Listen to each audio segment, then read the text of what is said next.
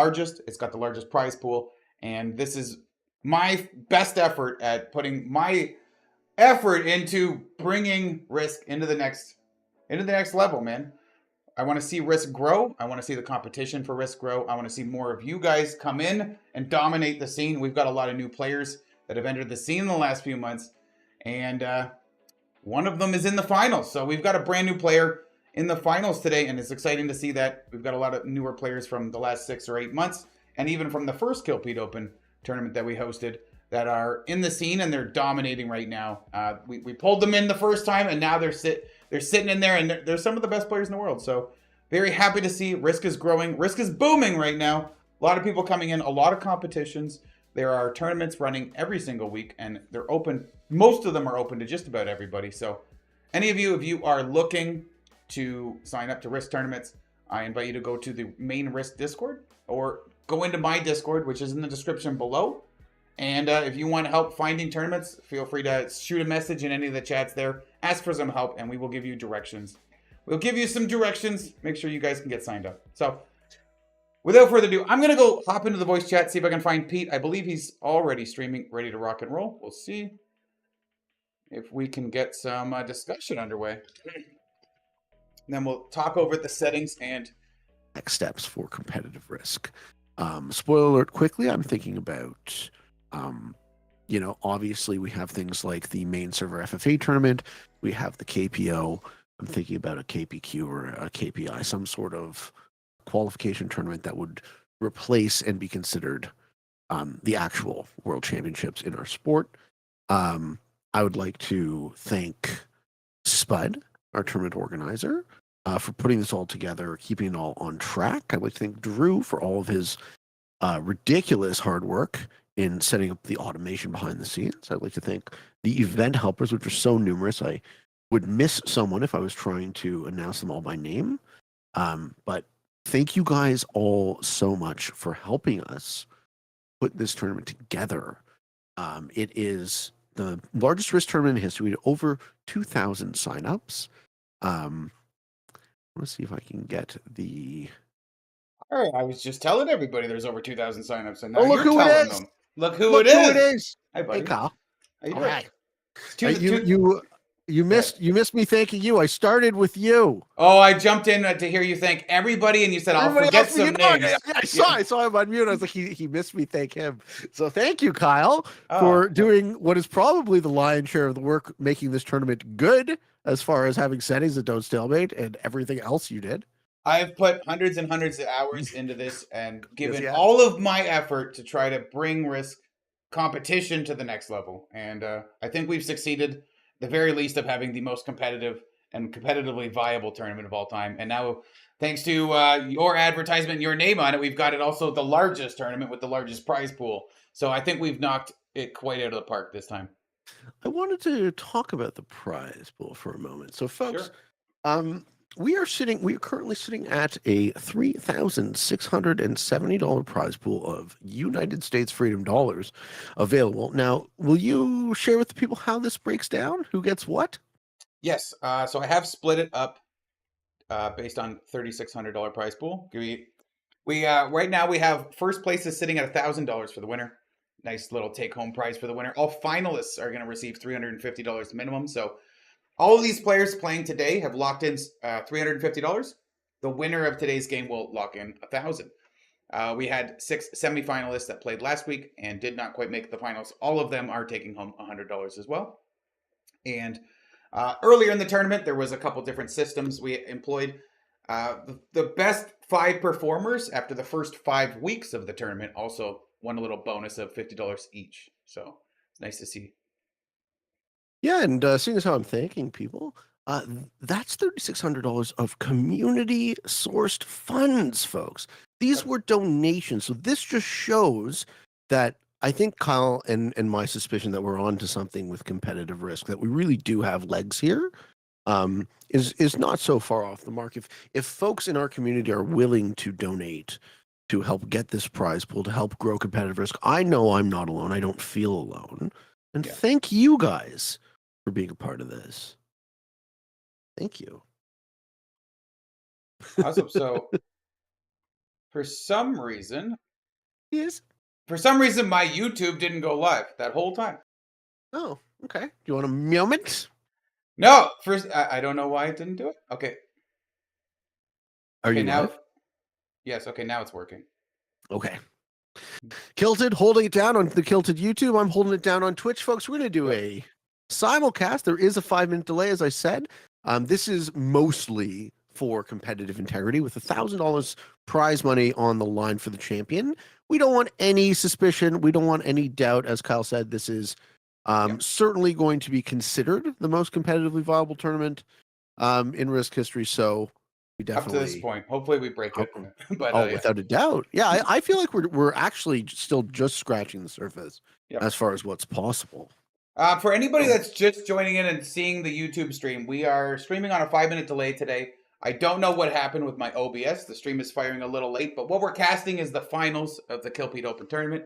And the game should start in about 20 minutes. So stick around. Hope you guys are having a good time. Yeah, I don't know what's happening. So what do you want to talk about? Well, we can talk about our contestants, I think. Oh, baby! Oh, all right. I have the spreadsheet in front of me. I don't know what you have in front of you. I should probably bring up your stream so I can see you. Well, does everyone want to see Kyle's beautiful face? I'll show it to you quickly. Oh no! Spoiler alert! It's still orange. Oh, still a little bit orange fellow. Oh, you look great, Kyle. You look very. We're wearing almost the same shirt. Oh, don't tell me. All right.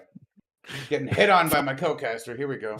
No. I didn't say please blow me. I didn't. Now I said it. Fuck. I take it back. My co-caster's also a bottom. But this is supposed to be me? A professional broadcast. In your fucking dreams. Oh, right? Okay. Ladies and gentlemen, in what world, really? In what world could you possibly envision me catching? Let's just put a pin in that conversation. 50% of your viewers are like, I can see it. They can see it in their dreams. Is my point. Okay, so this man right here. Let's man is the. See, I'm drawing arrows to you. Okay. This is the guy right there who's taking the. We have in the finals. We have 6 contestants. We have Pierre Stonefield 10. We have Toblerone. Actually, it's Tolber 1. We have Truth Powers. We have Zycron. We have Silent Legend. And we have Speedster. So very stacked lobby for a finals. Happy to see all of these guys in here. You have been around the scene a lot longer than me, so you probably know Pierre Stonefield a little better than I do. Do you want to do an introduction or a little bit of a rundown? I'm very happy to share with you guys. So, why is Pierre Stonefield not in my? What are you looking at? I'm on the website. I'm also on the website, but I don't see Pierre Stonefield. I see 5. Are you in groups? Finalists. Where's groups? No, I'm in leaderboard. Let's go to groups. Okay, Pierre Stonefield. If I click on Pierre Stonefield, I don't get anything. But let's talk about him. So Pierre Stonefield is a gentleman from New Zealand, which is always super fun when we catch finals with Pierre because that is a particularly awkward time zone to schedule for, at least for folks in the Americas. Pierre, according to many, was robbed of his world championship title. The season after I won, I was up for a title defense. By some miracle, I did make it to the finals back to back. And in that game, Fonty 13 was the winner. I got 4th, and Pierre Stonefield encountered a heartbreaking glitch where his troops were distributed randomly across all of his territories after a kill, and he did not get the extra 30 seconds. Yeah, so that was heartbreaking. Had he gotten the extra 30 seconds and had he gotten to use his troops efficiently, we might have seen a different outcome, but we didn't. And Poetic Justice, it's a great player to lead with because Poetic Justice, the settings we played, the same settings we're playing tonight, folks. The Pangea Progressive World Dom. So good luck to Pierre Stonefield. And on a note of that, we also have 90-second turn timers to account for not running into that problem once again. And there's actually unstable portals as part of the game now. So a little bit of a twist based on a little different than the last time we played them in the finals. Yeah, more potential for kill paths to be open and less likelihood of the game to stalemate. Not no likelihood, though. I understand you're a little concerned about that. I think there's always a 1% chance anything can stalemate. Is that So, it though? Is well, that a here's the one? thing. What are you at? Probably 1%. But That's I good. have to account for everything. So since I'm Yep. the guy that, kind of makes the rules and the structure and stuff, I have to be like, just in case, this is the emergency protocol. And then I tell people that and they're like, oh my God, we're going to go to that. It's like, no, that's a really unlikely event that could possibly happen. But everybody sees that I make a rule for it and they're like, oh, so this is going to happen? It's like, no, get that out of your mind. Just play the game, play to win. I am Well, the one that has to worry about that. They don't have to certainly worry no about one would do something like card skipping in the finals to encourage stalemate, right? We would never see something like that, would we? that. Ooh, I would hope not. That would be fucking Kuhl. I was so pissed off when Kuhl started cards. He was like, "What are you doing? Oh, I don't want to do that." All right, who do you want to talk about? So let's go to Tolber 1. Tolber 1 is a brand new player in the Risk community. I believe their first tournament is the Kilpete Open #2, this one. And I've been watching them in chat, and almost every week he's like, well, this is it for me. This is my last week. I've been very happy to make. He's trying to fly under the radar. So every week he's like, this is my last week. I'm playing with such great players. I'm happy enough to just get here. Let's just have some good games. Trying to keep himself like, a little bit of throw the sus off of himself, right? And then you can't really get away with that if you're in the finals of this tournament, especially watching his performance last week in the semifinals. He just cleanly dominated the 6-player game and made no mistakes, played perfect, and made the finals. Very, very clinical World Dom game he played. Or a 70% progressive Dom he played. So very hard for him to fly under the radar now. Everybody knows how good he is. He has just as good a shot as anybody else of winning these final settings. Yep. And interestingly, what was it? All 6 of the finalists from season 1 were fairly new players. Season 1, close. we had Yeah. Three were 3. One was brand new. 2 were like just joined the scene. I think it was like their second tournament. Yeah. And then 3 regulars. And I would say of these 6 competitors, only Tolber 1 is the, in brackets, new player. We don't know how long they've actually been playing, but are you aware if this is his first tournament or not? I believe it is. It's either his first turn. I believe it's his first tournament. So could you possibly imagine coming into competitive Risk and making it to the top table in a 2,000-person tournament on your very first try? Congrats to Tolber 1. I would be humbled by that as well.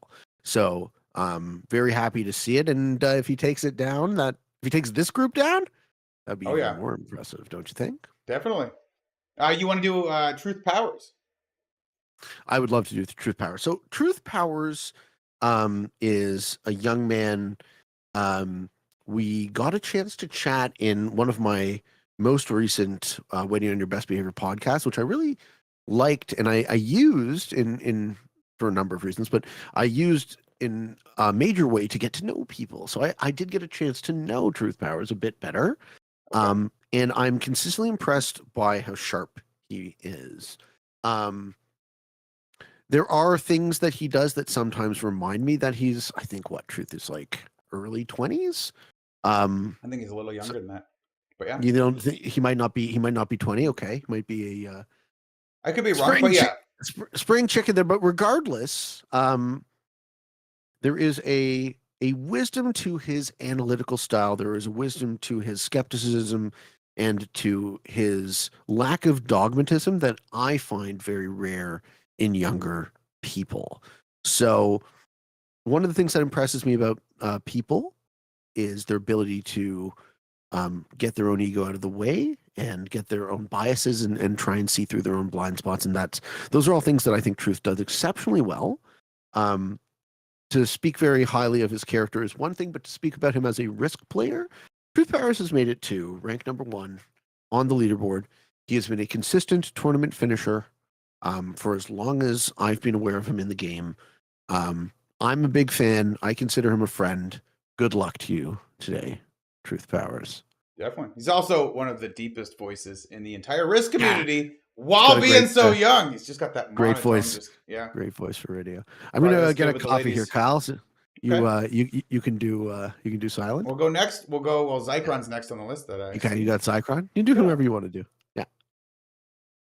Can't set me up like that. So, the next contestant that made the finals is Zychron. Zychron's going to be streaming his POV today, so we're going to be watching his POV through Discord and sharing it with you. We are on a 5-minute delay, so obviously for competitive integrity reasons and to prevent any kind of cheating. Although we don't expect any of these players to want to try and gain an advantage unfairly, but precautions are better than not. So Zychron has been in the scene, I believe, for just under a year.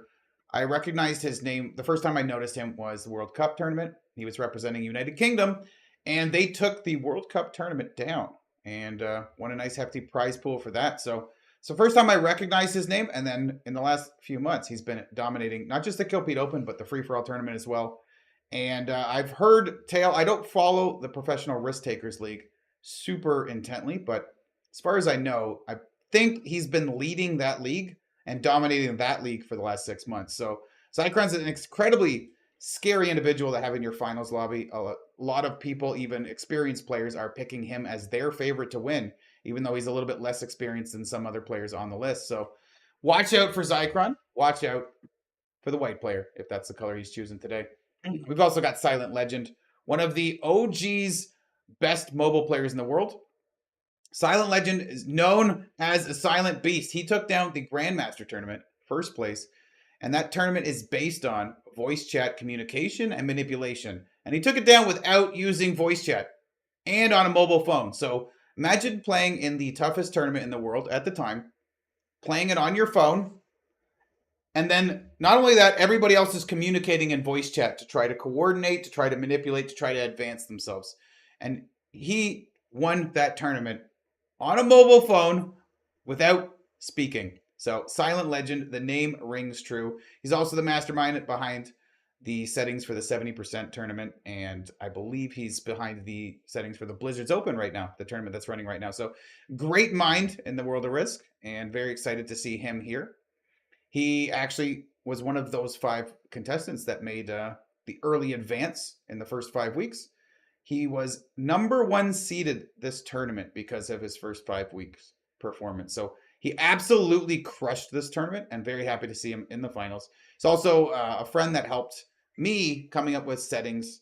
I was testing a lot of settings to make sure we had the best, most competitive settings for this tournament. Silent Legend was part of that group, and his insights and his ability to practice and test things with us does not go underappreciated.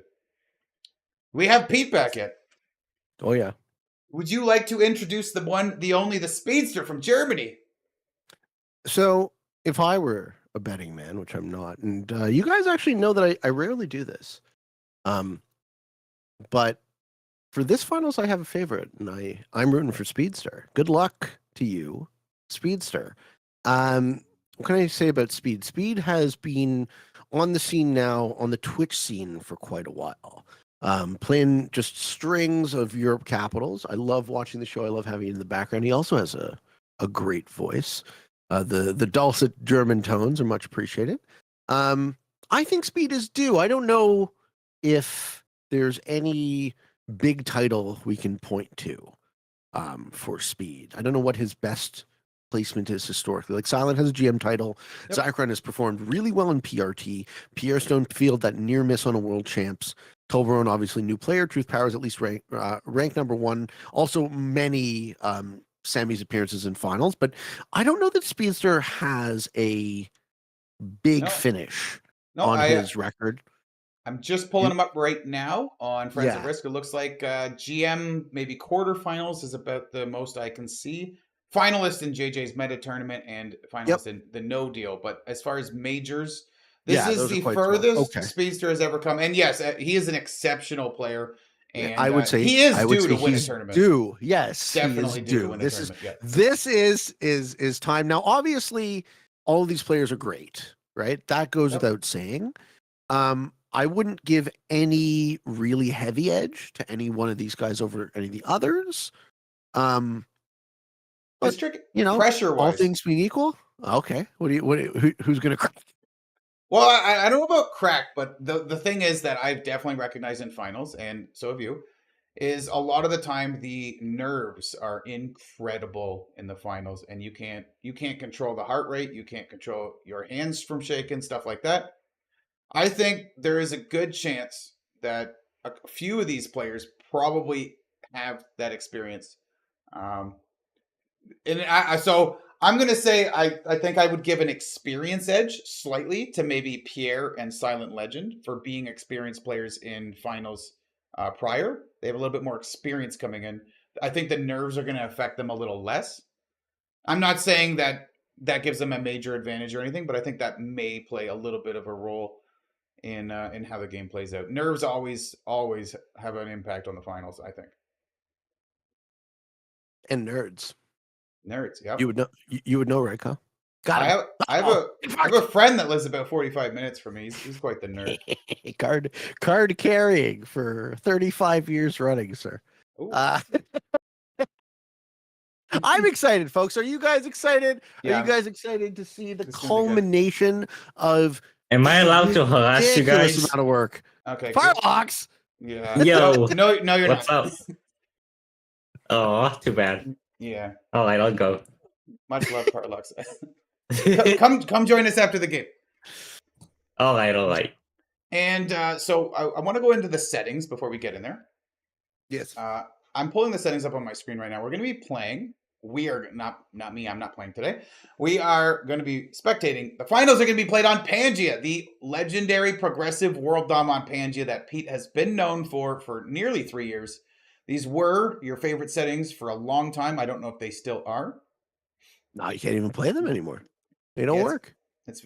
People have gotten too good and figured them out. Some fucking asshole went and taught people how to win on these settings. Whoops. So you took your best settings, your favorite settings, and then you played them hundreds of times, and then you showed everybody how to play them, and now they're not really playable because everybody knows how to play them. Correct. But on a very high skill level finals format, they are pretty good, especially with unstable portals. We're going to have just a standard progressive world dom game of Risk. The turn timer says to be determined, but we have settled on 90-second turn timers as we have a couple mobile players in the finals. Alliances are on as well, which can cause a lot of different scenarios to happen.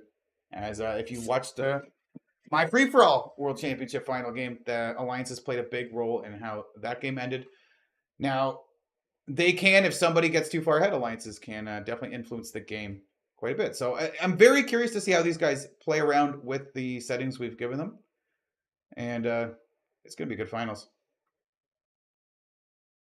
Robbie, they got the game up now. We just need to... Zycron's... Okay, how do we drag him? He goes to... what's it called? He goes to waiting room VC. He's in tourney VC right now. I can drag him. Probably. There he is. Big Zykes. The Zykester. Dragging him in now, folks. Are you ready for the stream? Here we go. Oh, he's got to restream it. The stream he has to go up. live again. Yeah. Okay. Stream fell off. You turn it back on, please. Dragged you in. Nice. So how's everybody doing today? You hype? You guys ready? Unfortunately, we're a 5-minute delay, but I'm foreseeing you guys are ready to see the finals of the biggest tournament of all time. I'm hoping we can do this bigger and better in the future. I think what is to come next, maybe some type of qualifier for a smaller, more competitive version of the Kill Pete tournament, which will be really neat to see what happens there. Where are we? Let's get the stream up. Okay. Let me bring this up. I also have to bring it up. Okay. There we go. Now, do we have volume? Okay. Oh my goodness, folks. Oh my goodness. This is an exciting moment. Uh-oh. I hear music on the stream, which is in-game music is copyrighted. Is it possible to turn it on? Oh yeah, I hear it too. Yeah, I had to mute it because of that. It's not even whether or not it's copyrighted. You guys want a little inside baseball YouTube. The only thing that needs to happen, the only thing that needs to happen is someone has to claim copyright. It doesn't have to be copyright for it for your monetization on that video to go into escrow, which is just super fun. And a bunch of Michigas I'm not trying to deal with. Yeah. The people, there are actually people or companies, I believe, that go out and they make and copyright their own music that is like similar in tune to other things that are common, and then they can claim almost anything. It's ridiculous. Almost any music sound you have, if there's a song even remotely close to it, it gets auto claimed by some AI or something. It's so ridiculous, and then we have to argue it, dispute it, all that stuff. So I have one very specific playlist I use, and that's the only thing that has been safe for me. But it took me a while to find that. I was fighting for, and that's why you don't do any music on YouTube. I just have very soft background music, but only from a certain playlist. Hey, Kyle.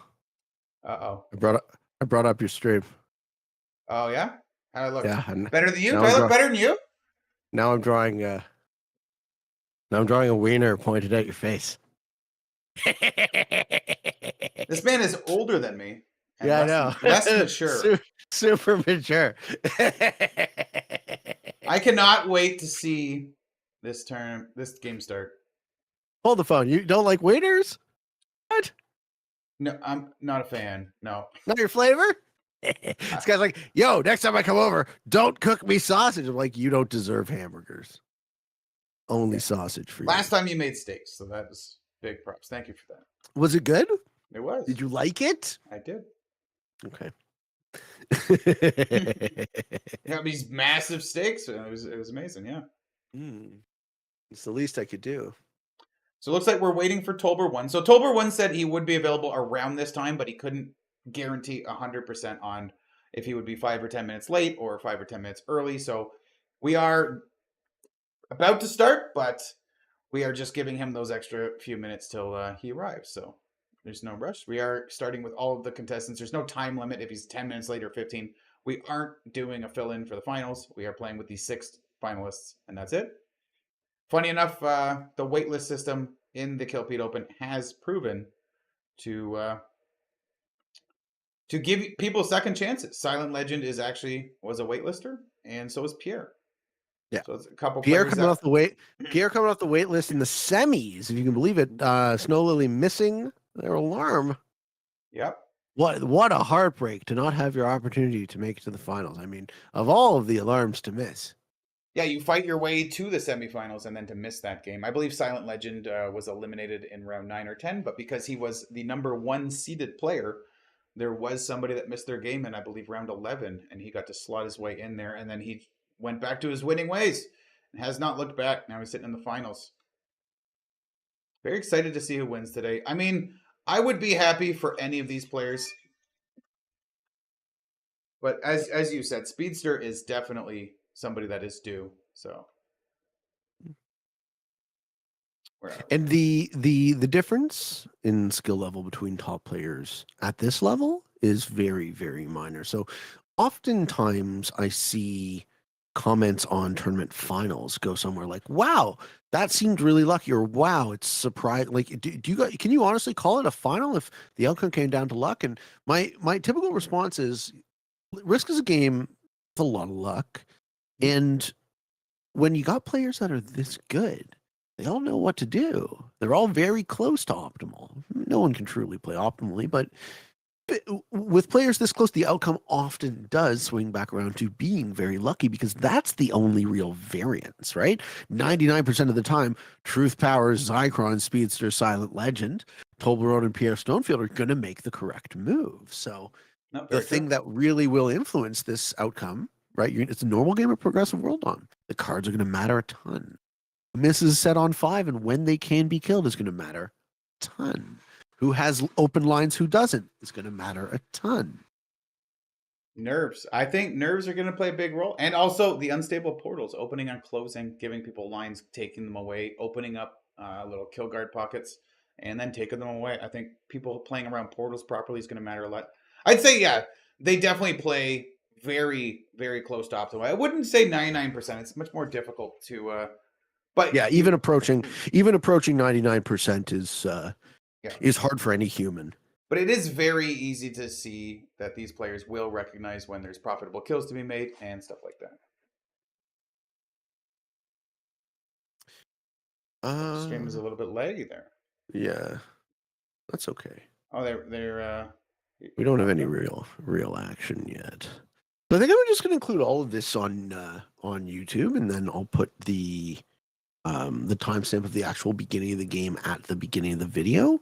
The players who don't want to watch the pre-show or hear my scintillating dick jokes pointed generally at Kyle's direction can skip right to the action. We'll do like maybe a quick intro. Hopefully Zycron shows us the player profiles so we can just go over them quickly and then fire the game on our shot if that works for everybody. It's like we're still a little bit in the hold waiting on Tolbert 1, but other than that, we are everybody else is ready. Zycron's just sitting outside of the lobby for now. It does give you a little bit of a show on the map we're going to be watching. Pangea map is what is this? What the world looked like this when the dinosaurs were roaming, or what's that? What's Pangea? Yeah, Pangea was the last supercontinent. So plate tectonic theory indicates that there actually have been a number of supercontinents in the distant past and will be again in the future, right? The continental drift goes through a cycle of merging and then splitting. So this board was set up as like most of the land masses on Earth were in one position. And you get really weird things in today's world because of that. Like you see how South America slots into Africa like that, like a jigsaw puzzle. That's just like they look today, right? That they were once attached. Or the Scottish Highlands and the Appalachians actually used to be one mountain range, right? One connected, the Central Pangean Mountains back 100-ish million years ago. So very interesting things like that happen. In the history of geological time, I wonder if any of us will remain, after a long enough period of time. All of the things that we care about, Kyle, ground to dust. I can tell you, I will not be there in hundreds of millions of years from now. That's loser talk. You know what? You're just gonna try harder. Yeah, that's right. All right, we're gonna throw some Andrew Tate on. And we're gonna find out how to beat death and be here in 300 million years. Let's go. Is that what he's interested in? Because I already no, all sorts of other shit. Just death talk. Death talk is for losers, bro. That's for losers. You gotta win. Only win. Upbeat. That attitude, right? The ridiculous machismo, right? Yeah. Gotta love it. Confidence is key. As you might have known from your Seinfeld, if you watch it, it's not a lie if you believe it. We got told we're on chatting. Yes, a few minutes. Okay. How do we entertain the people, Kyle? What do you got for us? Let's talk about not penises. Okay. Can you do that? Yeah. Okay. Free your mind.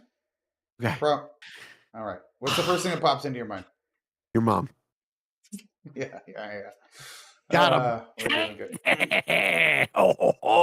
So, let me go through. What do we got for?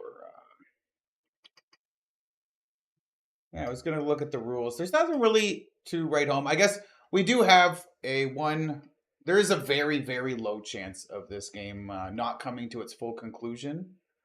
And in that event that somehow these players do not find the win, and in progressive World Dom, there's always a small chance that you need to eliminate players when they're on 3, 4, or 5 cards, and then you take their cards and you chain these kills and find opportunity. There's always a chance where all the vulnerable players do consistently get their trades on 3 cards. And if that happens maybe 3, 4, or 5 trades in a row, you can reach a point where everybody's on 800 troops and the trades are only 170. So killing somebody for 800 to get 170 back is not only not profitable, it's game ending for yourself. So if you do reach that part of the game, it's very unlikely to do it. But if you do, we do have an emergency backup plan where once these players have been playing for 2 hours, we will the game will cease to exist and we will be replaying on the classic map.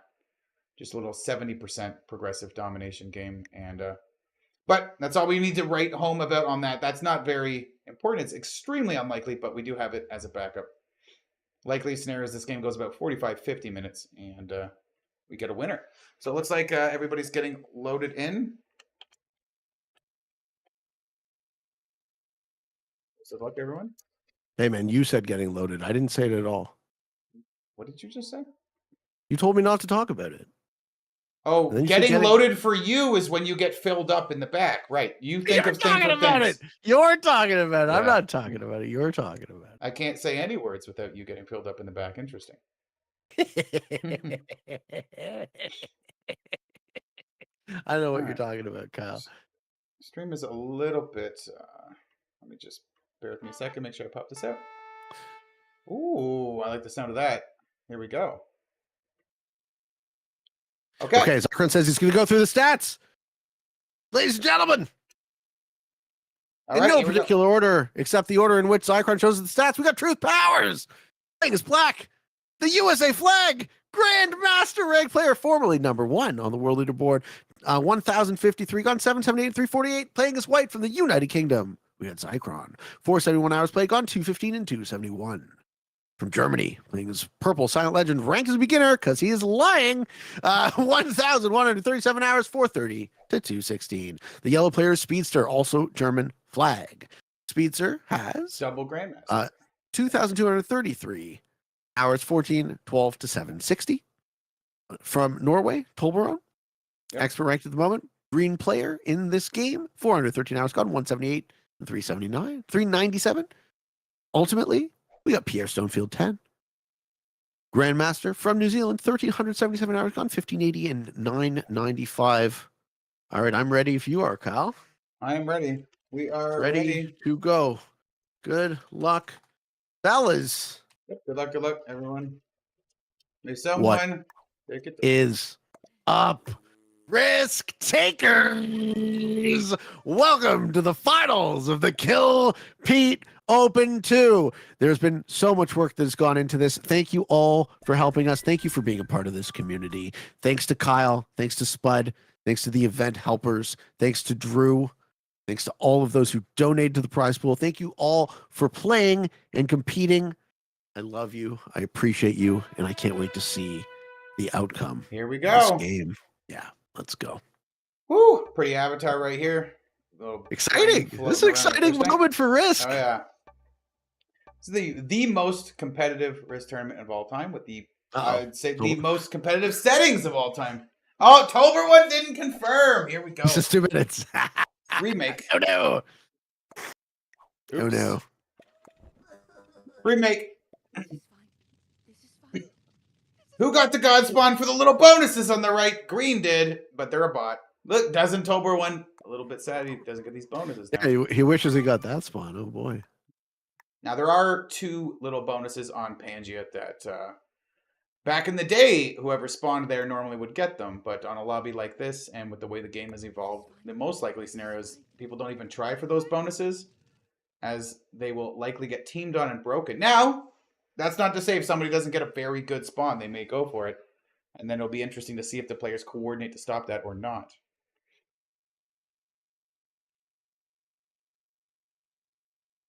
Okay, they're getting fired up again. Get everybody back in the lobby. Zycron's like, that was such a nice spawn. Okay. Nice to see. We'll give Tolbaron another... I keep calling him Tolbaron, but it's actually Tolber1. Wonder what his name is based off of. Probably not Triangle Chocolate Bars.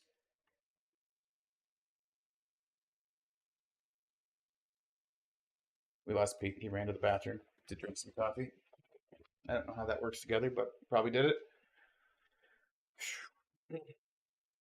Excited to see this game start. I had to get more coffee. Well, I was right. We nailed it. Yeah. I did it. Now I have coffee.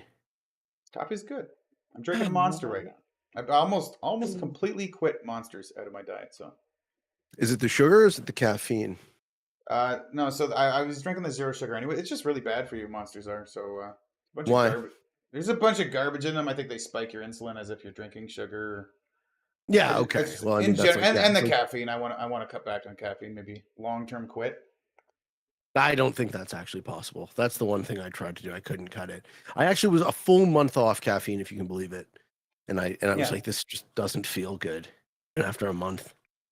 No, I think we had this conversation. I ended up It's quitting for a few exhausting. weeks once too, and then I had one coffee and I got so spun. I was like, that was amazing. So I waited another week and had another good coffee, and it felt good. And then I had coffee every day again. Yeah, and then you were back, baby. Yeah, so I don't That's mind. how that I works. think a coffee in the morning, a coffee in the afternoon would be about where I'd like to end at, but get these monsters out of my and all before my YouTube explodes and Monster offers me a contract. I'm just gonna stop drinking their drink. So here we go. Yeah. Carter says he's waiting in case somebody no shows. No luck, sir. We are waiting for Tolber 1. No fill-ins in the finals. Truth is correct. We're going to be playing with all 6 of the finalists.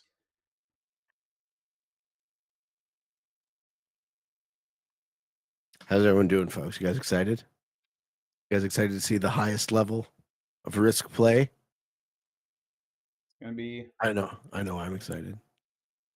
2 Germans in here, 1 New Zealander, 1 United Kingdom, 1 United States, and Tolber 1 is also, I believe, the United States. Or am I remembering wrong? So the Colron from Norway, flying the flag in Norway. So the Germans are outnumbering the lobby. 33% chance a German takes us down. You start calling Norwegians German, they're gonna have a couple things to say about that, Kyle. I can see that. Norwegians are better at chess.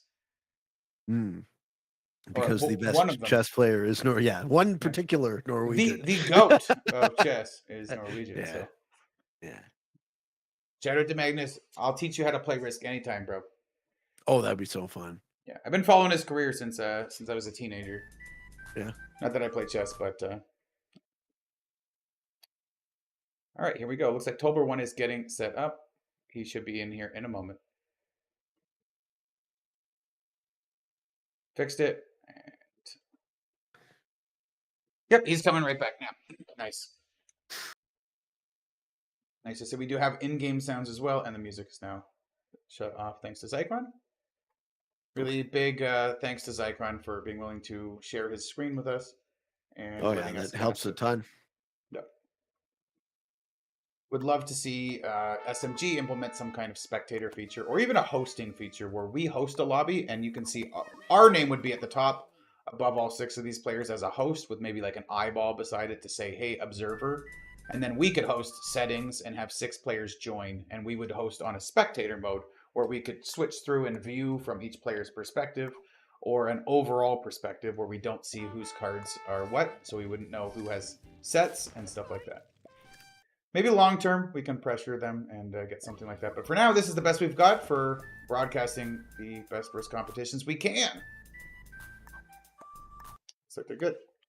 Well, so far, my strategy with the 2 tournaments we've done on this server has been to be hands off with SMG, and they have helped us a ton.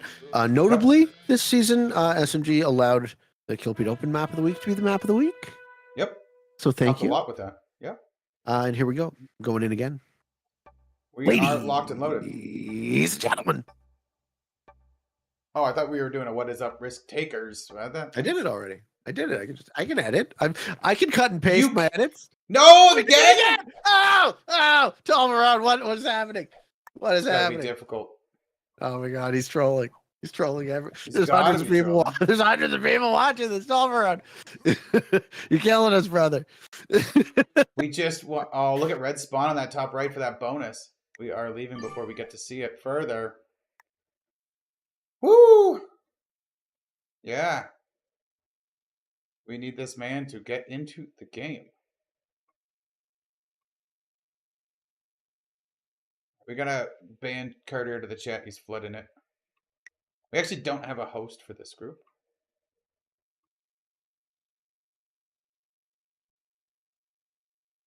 Okay, we're about to fire up again. Yes.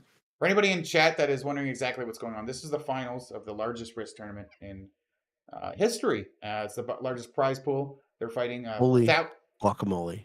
$1,000 for first place. All of these players have already locked in $350, and it's a one-game winner-take-all finals for $1,000. So, gonna be interesting to see who takes it. These guys, 2,043 signups in this tournament, and we're down to 6 people.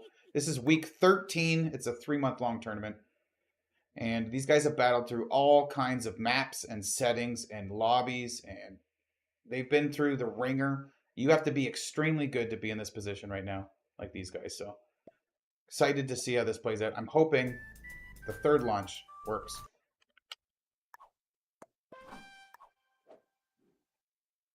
As am I. Can we get the game on the go? Woo! Yes. Yes, we can. Okie doke. Maybe we get him to host the lobby if he's going to get kicked out of it. Fingers crossed. No, We're we have a in. game. All right. We have a game, ladies and gentlemen. All right, Tolbert 1 starts.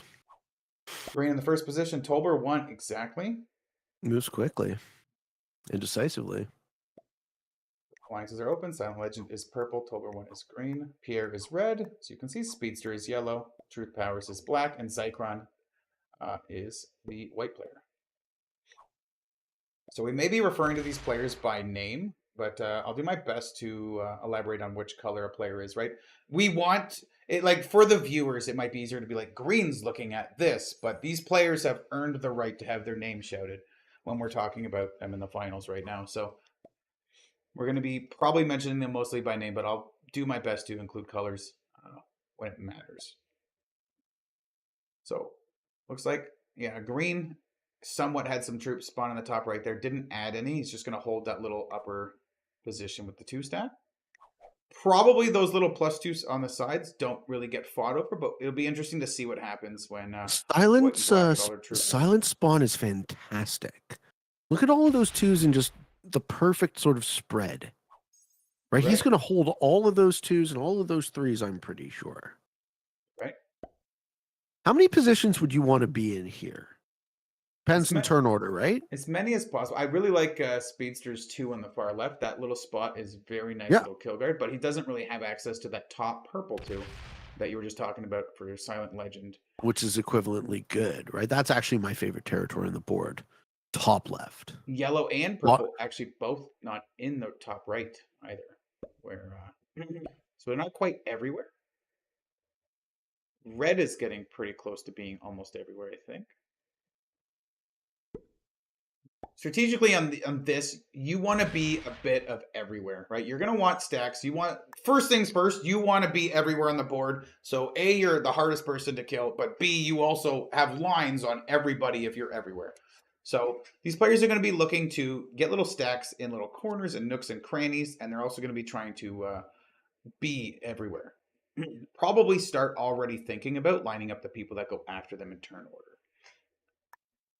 As we've normally discussed prior in World Domination games, usually you want to line up the person after you in turn order, because if you're on 4 cards, they're going to be on 4 cards, and when you trade, you're going to be looking to eliminate them for their cards. So normally you'll see green's going to line up on purple, purple on red, red on yellow, etc., etc.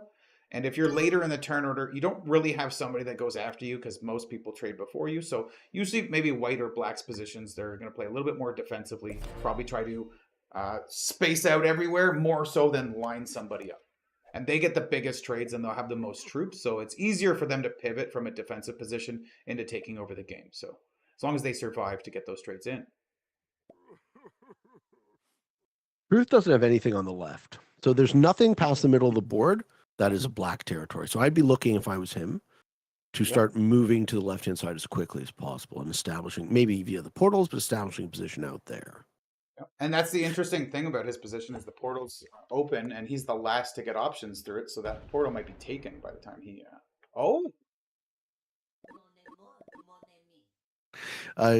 Gandolia said that he is in the process of hiring a hitman to take you out as we speak for that German remark. I thought like someone would take me out for dinner.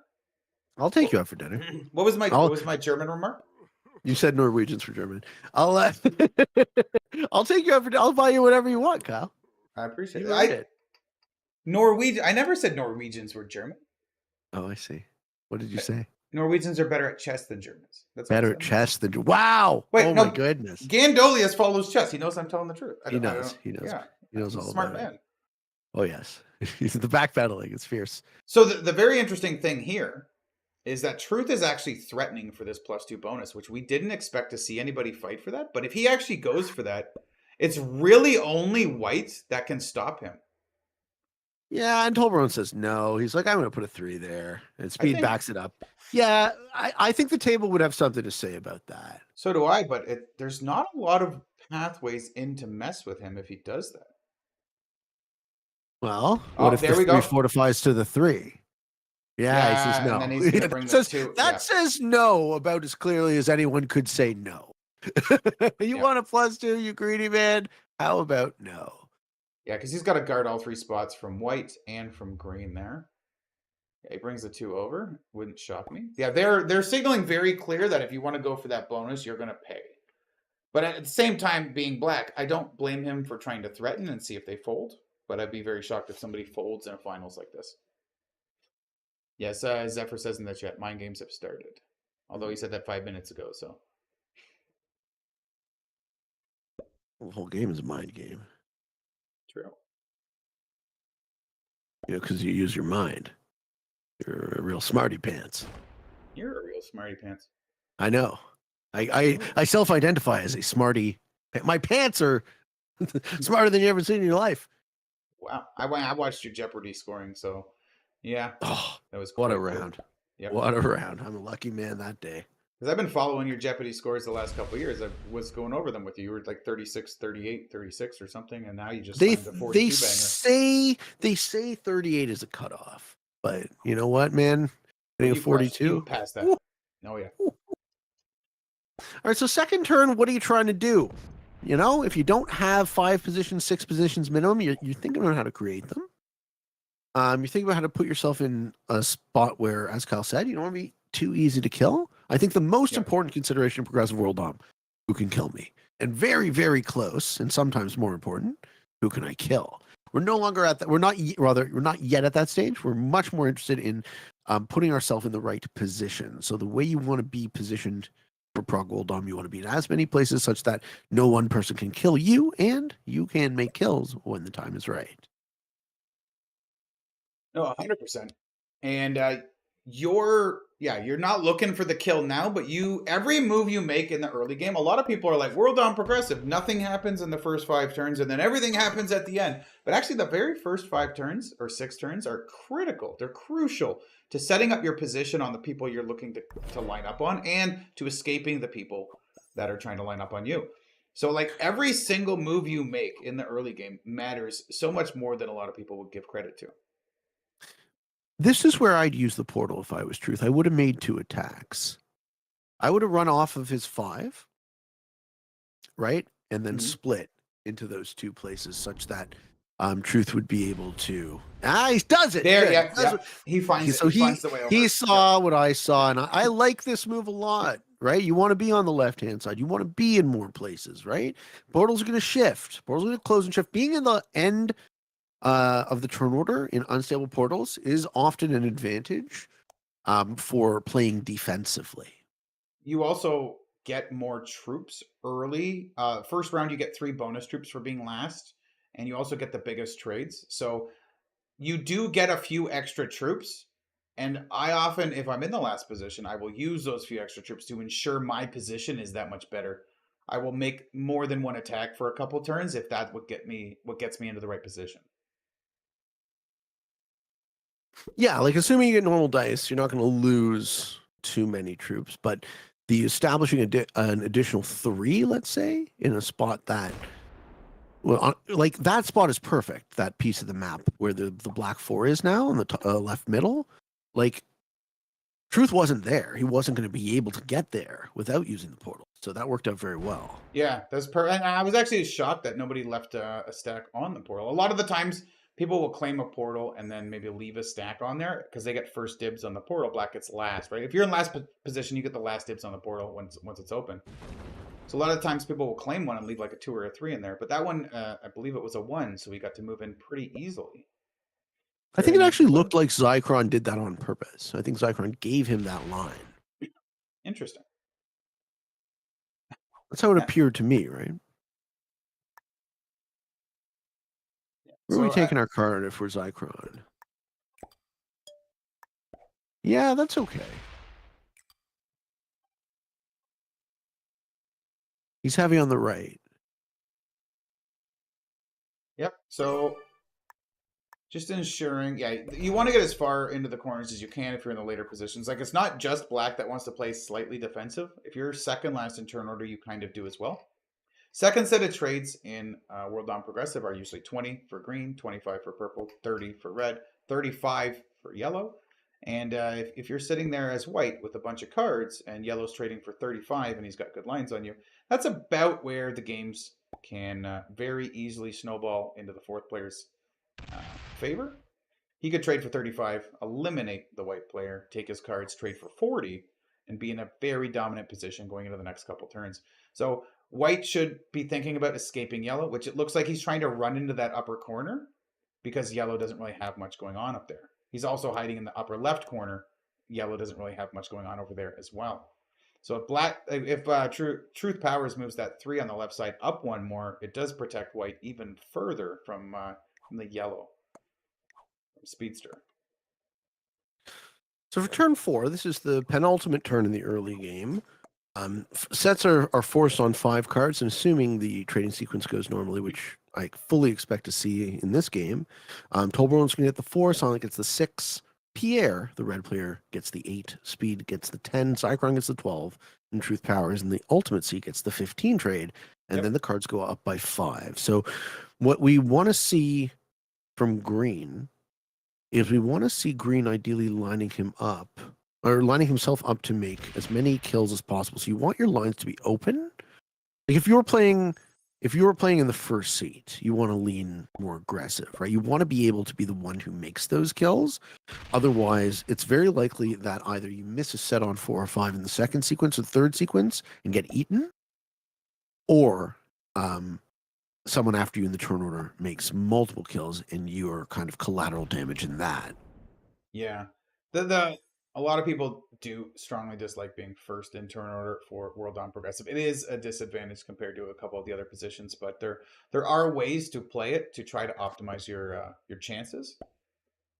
And generally, yeah, you are going to want to position aggressively on the person after you in turn order.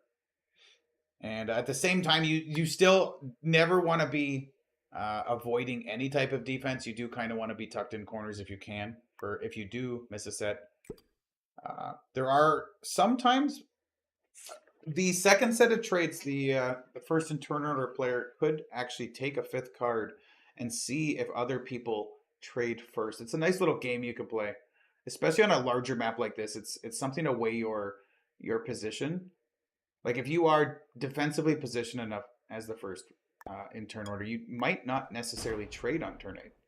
And then see if anybody else trades ahead. You might actually be able to find yourself with a bigger trade. I don't see a lot of people utilizing that, but it's something I look for.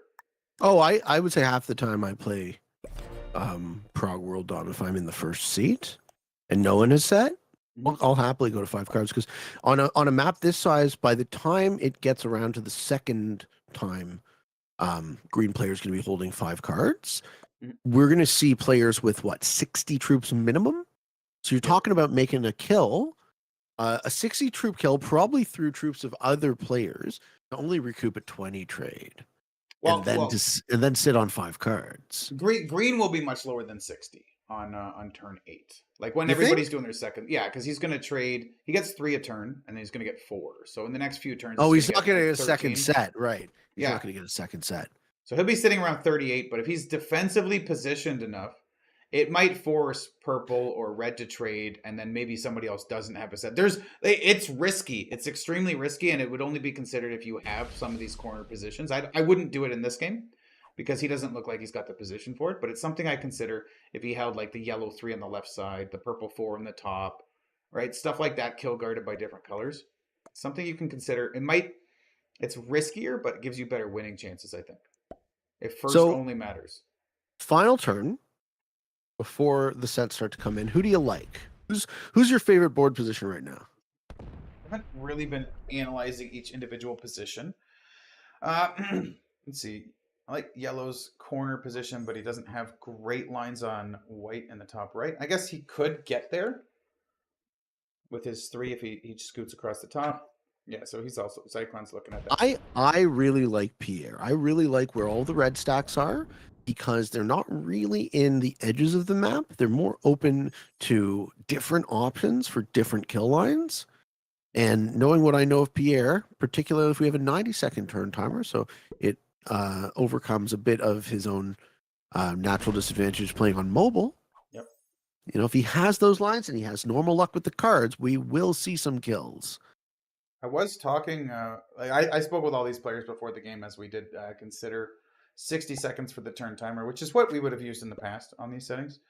Both mobile players said they were more than comfortable to play these settings on 60 seconds on their phone, but Yep. they thought for fairness in a finals that 90 seconds would be more reasonable. Just you can get into a 1v1 in the end here where a player like Truth Powers can capture, I don't know, 70 territories in 40 seconds, where on mobile you're doing like one territory a second and that's about it. And if you're in a 1v1 at the end, you don't want to be in a race war like that where you're 30 seconds where you just can't make the attacks you need to. So that 30 seconds is it's vital. That 30 extra seconds. So yeah, Zychron's a little concerned on Yellow's lines on him. Speedster didn't move that Yellow 4 in to the top right side, which was a little shocking for me. He could have took that little ocean jump to that 1 beside White's 4. Do you like that spot better? Well, Yellow's trying to kill White, right, in a couple turns. So that is one of the positions that he would probably want a better line on. He's likely hoping for a portal popping into the top left there after these portals go away. Because the next set of portals are going to be open. So this portal, this is turn 6. Everybody's going to get a trade this turn. They're going to get strong, get their positions. And then going into the next turn, the portals are going to shift. Those are the portals that matter because the turn that those portals open up is the turn that the fireworks begin.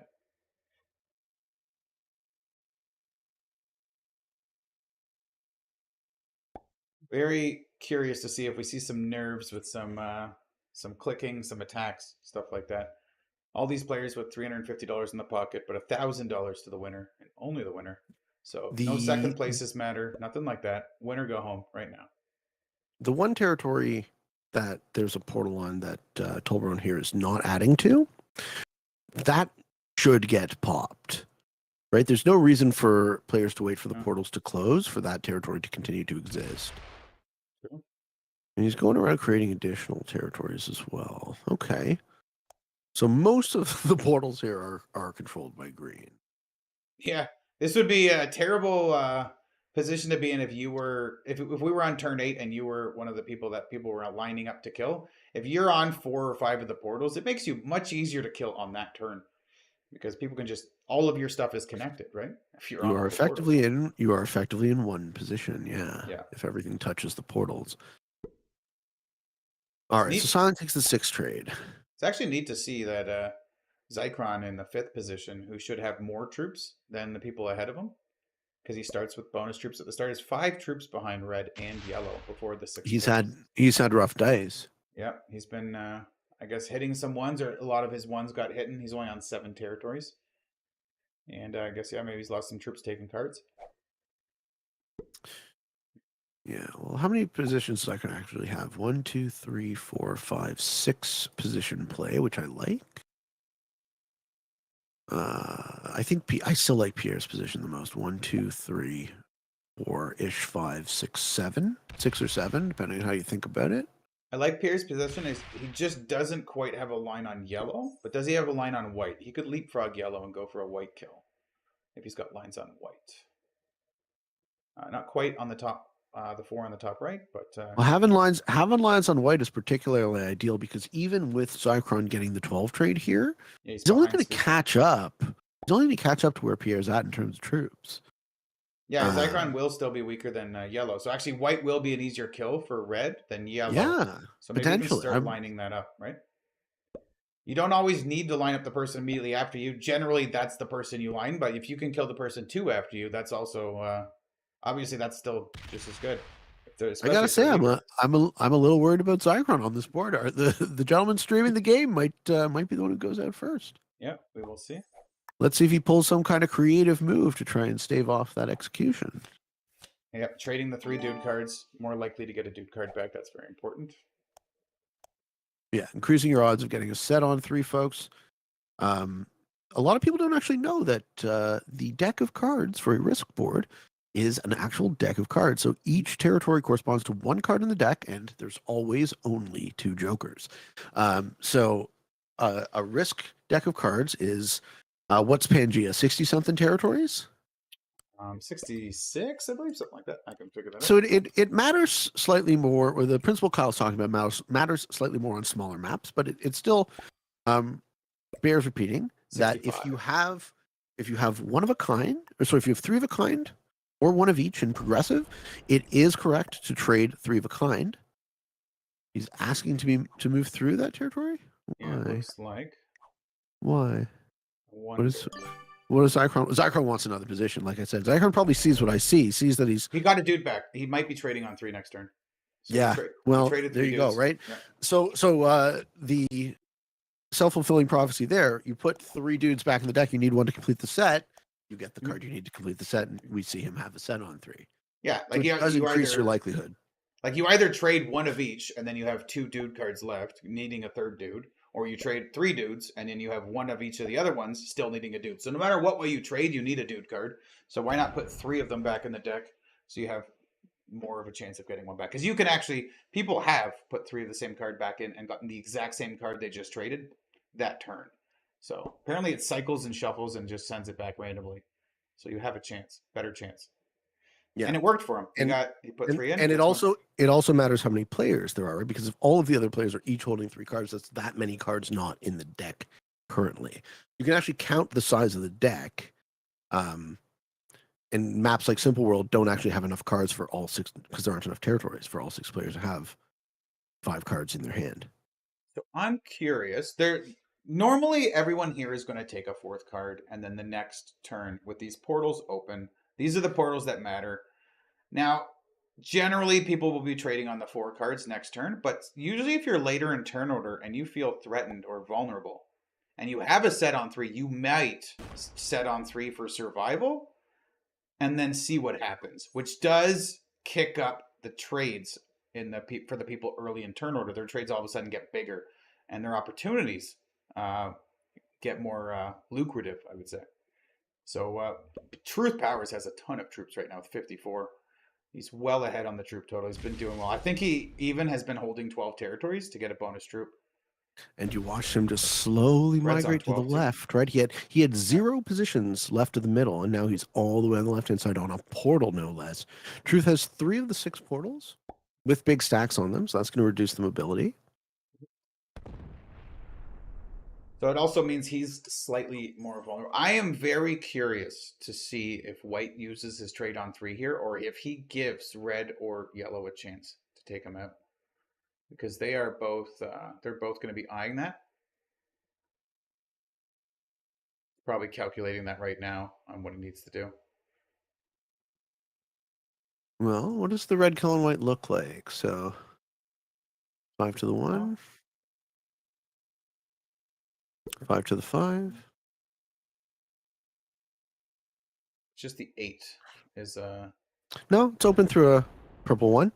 No, yeah. It's not. Oh, I was gonna run to the right with that 6 to get that top right corner one. But yeah, he's got it. There's yeah, high odds kill for Pierre if he wants to go for Zychron. I think if Zychron doesn't send here, we might see him die before his next turn. Especially if green and purple both trade, that would give red the 30 trade. If he's putting 33 troops down, white's 44 does not look safe. So he is thinking about it. I think he's doing the math. He's trying to figure out if yellow has lines. I wonder if he's looking if red also has lines. He's rough. Okay. All right. He ultimately decides he's playing for hoping nobody gets his kill, and he's moving, trying to get into a corner. I don't like this. He's trying to spread out a little bit more, but the more he attacks, the more his stacks get smaller. All right. He is crossing his fingers. I think if you're given a set on 3 in the second sequence in a finals, you take it, and you just pretty much ensure that higher placement. Well, you ensure you're around for when stuff starts kicking off. In this scenario, it would depend how safe I feel, whether I would trade there or not. I don't I'm think surprised he I would feels feel safe. Yeah, I wouldn't feel Yeah. safe in his I position. wouldn't feel safe at all. These guys you're swimming with sharks. All of these guys know how to kill you. Oh yeah, and a couple of them have, and red definitely doesn't have bad lines. Now, and even if red doesn't, yellow's lines aren't awful. So, right, let's go. Let's look at yellow's lines on white just in case red doesn't even go for it. Yeah, I mean, I think speed has it too. Yeah, I think speed has it easy. Yeah. I think red and yellow both have kill lines on white. I think if I was white, I'd trade there on 300%, and I sit and wait for opportunities. Like if red fails a kill on yellow, and then yellow doesn't have a set, or yellow fails a kill on somebody else, and then I'm sitting on one card with my stacks safe. You still have win lines in there. Oberon takes the 20 trade. He also has a majority position on the left now. Why? What's that for? Kill guarding, maybe? Okay, very solidly disconnects that piece of the map. It's a big territory to put troops on, that's for sure. It does have access to a lot of directions. So I don't like that move. Fair. I think you want to spread a few more troops in a few more places. I think silence doesn't set. I think he didn't have one. Yeah, I think green put it there in case somebody makes a mistake. He's got All right, a big stack to make that kill. Do we see Pierre make the kill? Pierre sets, gets the 25. Do we see Zychron die? Well, he gets a 25 instead of a 30, so I'm a little curious if. Well, Zychron just gave the tombstone. Well, they're all emoting with the dab on the 69 to try to distract him, but Pierre's not going to be distracted here. He probably calculated the kill based on a 30 trade. I don't know if he calculated it based on a 25. And now he might even be looking at purple. Well, you got to move faster than that. He's not taking it, I don't believe. No, it doesn't look like it. You wouldn't put any. Well, let's see. Well, then Speedster gets it for sure. Yeah, Speedster's unless we see some kind of block. Yeah, red may block that. He would. Well, there's a couple ways for Speedster to get to that 8 in the top. He can't really block. No. Okay, so I think Speedster sets. I think Speedster kills Zychron right here. Oh boy. 13 kills a 6. Yeah, he's doing 100% rolls. That's 10v5, 12v5. Oh. Is he looking for purple? And he's looking for purple. Speedster's looking for purple and not white. White might actually survive this unless Speedster changes it. I think if he gets purple, he gets white. Yeah. He's got great lines on purple. Great Oh lines on man. Purple. Oh man, is this the right time for a sweep? Ooh. There goes Silent Legend. Yeah. Manual. He's got time, so why not use as much of your troops as you can? Because his 25 has to clean all of these, right? He has to kill the 3, the 7, and the 6 with this. He gets it. He'll get that. Okay. Well played. All right. So does he chain this into white? He might very well. I think he will. Oh, 11v7 could lose. Think he's lined up. Gets it. Good work. Good work, Speed.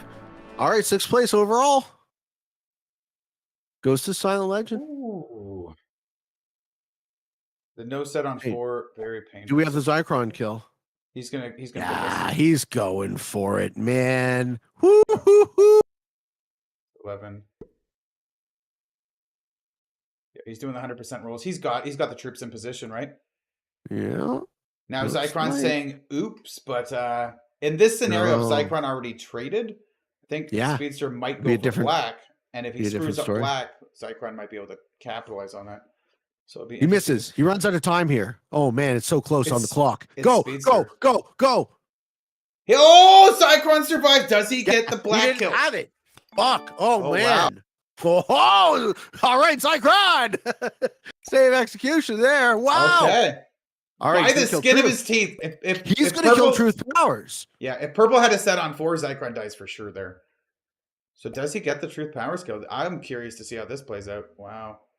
Gotta get to that 6. Okay, the upper 6 can go yellow 1 into the black 6. Also, it's on a portal, so portals are relatively easy to hit without even doing that. I think Zychron has the Truth kill, right? So if he kills Truth, where do we go from there? Top 4. It's where then Speedster wins the game. But I don't know. Maybe. Like what? Yeah. Well, if he kills Truth, he's going to be on 3 cards at the end of his turn after trading, right? So he's got to move. He's got a boogie. Does he have the lines? Yep. Now Truth Powers is spamming oops because... well, if he gets good enough dice, can he chain it? Yeah. Okay, 15 on 9 is good. 9 on 4 is good. 12 on You got to 1 move on 1 on faster 5. too, Zyklon. Yeah. You got to make that move. Go, go, go. No. You don't He's have time got for time. this. You think? Yeah, he's got time. It's 90 seconds, right? So that time bar at the end is a few seconds longer than you're used to. There we go. That was clean execution. Very good. That was a lot of dice. That was. Just a little bit more precision there. Triple dudes again. Now, he's going to not have a kill, but it's going to be interesting. Speedster is going to have a set on 4 likely, while all other players are holding 3 cards. So at this point, do you consider smacking Speedster out of 1 or 2 positions? Like, Okay. particularly that 4 and the 1 to the left of the 28. Yeah, maybe pop both Make of it those and bring hard back for out. Speedster to kill you specifically. You know, Well, he stuff could like actually- that. He could pop the 4-1 on the left and then fortify back to his 4 stack and kind of trap Speedster. Wild card for Zyklon, by the way. The card luck, folks. Oh, baby. Okay. You need Now there's some a luck little- to win this tournament, but you also need a lot of skill. But luck is always going to play a little bit of a role in the race. That was a nice pickup by him there. Green's trying to figure out what his best play is now. You definitely need a 3rd card. Speedster can't trade and kill you without being on 5 cards at the end of his turn, which is very risky if Zyklon has a set on 3. But he might make that play. You never know. And you need to play for the win, so I think you need to go for a card and try to get that set on 3. Maybe use alliances to communicate. Maybe if everybody hits a little bit of Speedster here, it kind of makes it more difficult for him. Now, Speedster is also known for his speed. 90-second turn timer for a player of his caliber with that speed is going to be plenty for him to calculate and execute. Toblerone guard Zyklon in the top right.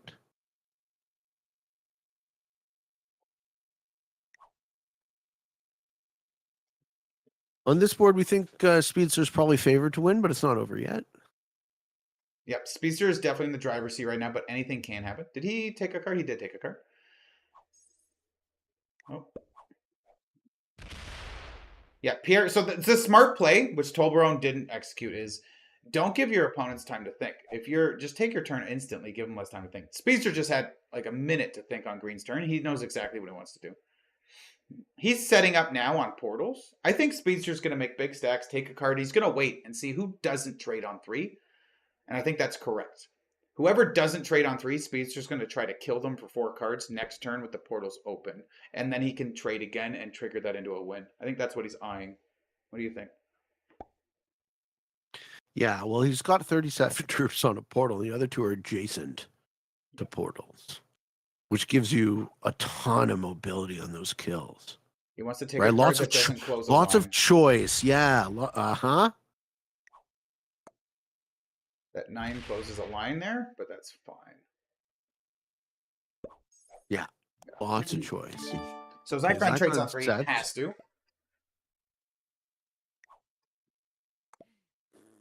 So if I'm Zyklon right now, what I want to be doing is I want to line on green and red, Yep. because if either of those guys miss a set on 4, I can kill them next turn and set. So what Speedster's doing yellow is if green or red doesn't trade, his goal is to kill one of them and trigger a trade. And then he would want to kill another one to trade again and then beat Zyklon in the 1v1.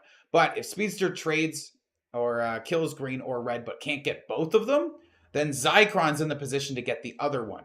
And Zyklon's about to take 1 card, and those players will be on 4. So if Zyklon gets red or green next turn, it would trigger a trade. He needs to set up to kill them as well. So Speedster and Zyklon are just lying in wait right now, hoping these guys have no set. And Zyklon may be even hoping they do have a set because Speedster can probably execute and win if both of these players don't trade. Does Zyklon realize he didn't give himself a good card? I think you hit Argentina. That's an okay card, but I would roll the 3v1 in Argentina first. Yeah, he's got a 50 on a portal now. He's ready to rock. So if you're green and red, you want to take your turn so fast that Speedster can't even think. Which Yeah. Someone is lining you up. Yeah. Both Speedster and Zycron are lining you up, in fact.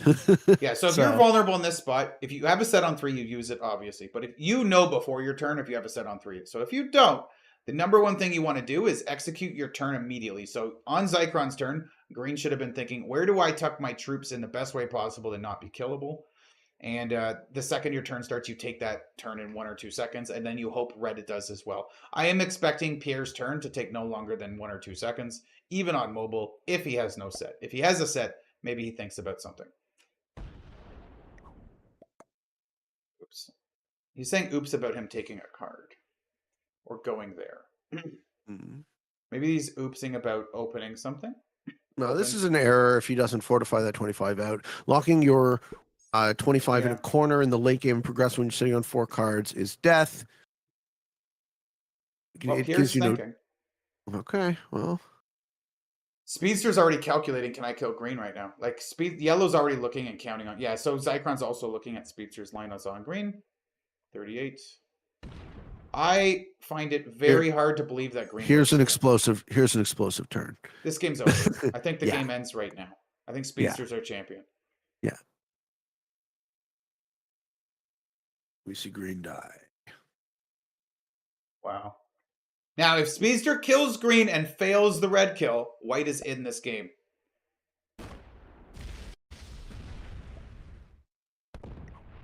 All right. He's spamming emotes. He wants to distract him by using emotes. Trying to get as precise as possible. Ooh. That's okay. You can go off the 38. Oh, yeah. Yep. 17 on 11. Oh, he's going to even slow roll that. 17 on 11 was good enough. He didn't have to go any 3 on 1? No. He's trying to be very precise. GG to Tolbaron. Oh. Oh. All right. And do we have the red kill?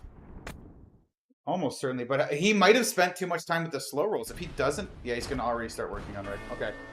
He needs to kill red. He's got 45 seconds to deploy troops and kill red. That is a lot of time for a player of Speedster's caliber.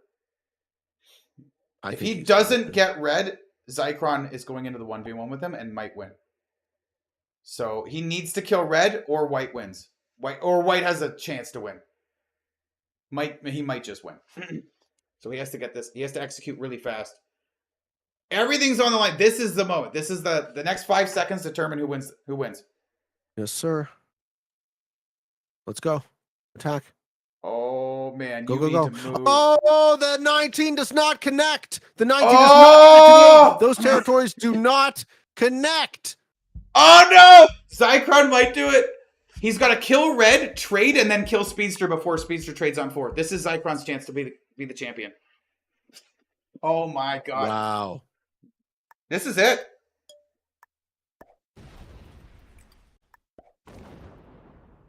He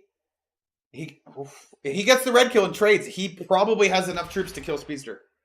Oh wow. Oh wow. This all going down. Don't close the portal, no. Yeah, through the portal. He needs to make sure he gets all the stacks. He needs to just go and then start swinging. He needs to get that kill. Because if Speedster survives to trade on 4, Speedster's going to kill him immediately. Speedster can run the whole board in 90 seconds. Both of them can run the whole board in 90 seconds. I think Zycron's going to end it right now. I think he's got it. I don't think he's messing this up. Yeah. One goes. Looks like Pierre. 3rd place overall. Yep. Bounty to Zycron now. Zycron sets. He's got over a minute. His job is to eliminate Speedster completely right now. Yeah. If he doesn't complete this kill on this turn, Speedster trades and may complete his kill. Yeah. All right, let's go. Let's see some battles. Yep. Spicy finish, folks. Very. He's got time. He needs to click. You got to kill that 19 stack. Yeah. And oh no, the 19 stack. Yeah, it's just enough with all the 3s surrounding 21? it. Hit it. Oh my god. Oh, this is so close. You got to do it. You got to do it. Yep. Okay. Okay. The Okay. 10 first. The 10 first. Soften. Oh, the dice, folks. The dice, folks. One manual. Oh! Oh! Does Speedster have a set on 4? Actually, if I he don't does, know. it's not even enough. Yeah, the game will. Oh, he doesn't. Oh, because Oh, he doesn't. 70 wouldn't even be enough. Well, it'd be enough to take the board over. Oh my god, that's game. So Zychron's going to be the far, champion. ladies and gentlemen, so far, Kill Feed Open has been dominated by the Englishmen. If you could believe it, back-to-back UK champions in Blazon. Wow. And now Zychron. Congratulations, Zychron, our grand prize winner.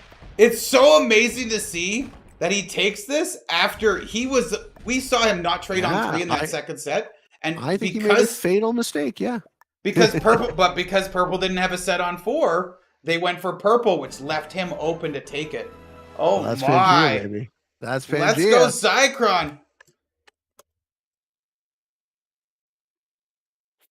Well played. Wow. Zychron. We got that winner's POV. Baby. Streams for us, and we get to baby. we got this man in voice chat. Can we get him unmuted, maybe? I don't know. He's not server muted. That's on him. I don't know if he's got permissions to speak in this voice chat, though. Oh yeah, he's voluntarily muted. I can't unmute a person who's voluntarily muted themselves. Feel free to unmute Hey guys, yourself and say hi. congrats to Zychron. That was amazing. What's up, Really Parlox? good finish. It was. That was excellent. Oh, Zychron is unmuted. Congrats, bro. Uh-oh, he's still screaming. No? He's probably cheering, screaming into the mic. Congrats, Zychron. He's streaming on phone. Maybe the mic's not picking him up. I don't know. But, whew. So everybody else wants to hop in the VC too. Maybe he doesn't have permissions here. I don't know. Let's hop down Go to a public VC, tourney chat? Yeah, let's go down. No, tourney VC, okay. It blocks everybody. We have to go to like a lobby 1 or something. Okay, just an open.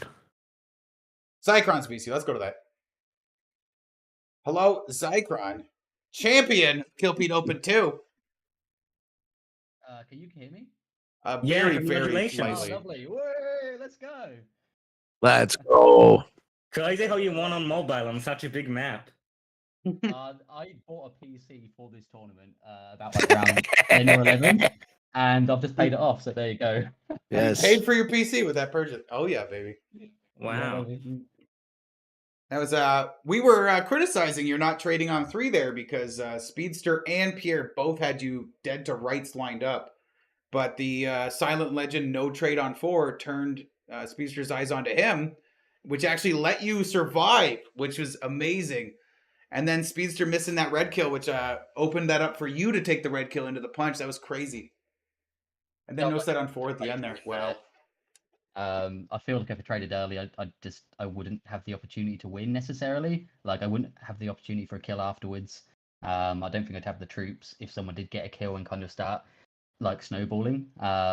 So I kind of had the option to lose, but I played to win. Okay. Essentially, you chose to play it risky, but not safe. Yeah. No, it ended up paying off, man. You every decision you made has brought you to that $1,000 in that title, man. You've won the most competitive and largest risk tournament in history, man. Hell yeah. All right, Truth Powers is in here too. What's up, Truth? What's up? I just feel bad for Silent Legend. Yeah, that was. I feel bad for you. Well, yeah. Well, you know. I also feel bad for Speedster. What the fuck, Speed? GG, man.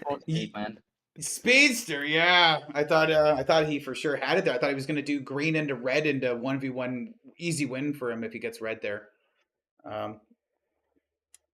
We have no volume on Speedster right now. Can't hear him.